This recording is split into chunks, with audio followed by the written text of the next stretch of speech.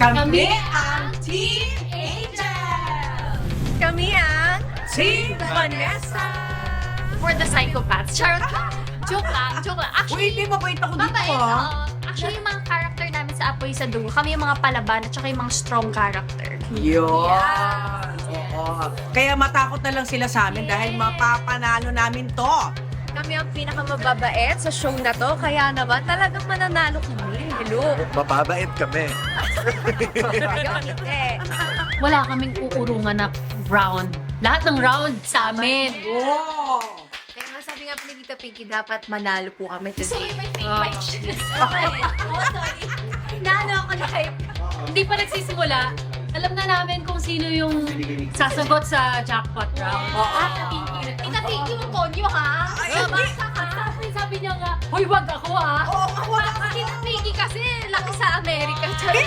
Sa UP yata. Sandali, ikaw yung team leader, ikaw kaya sumabak. Sorry. Hindi, kaya namin lahat. Kaya namin lahat. Ayan, kakayanin namin.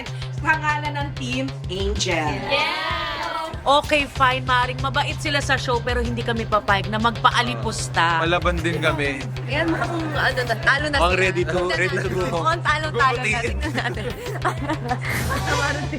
So, ganyan ang mga itsura ng mga round 1 pa lang uuwi. Kaya abangan niyo po kami dito Dito lang sa Family Feud.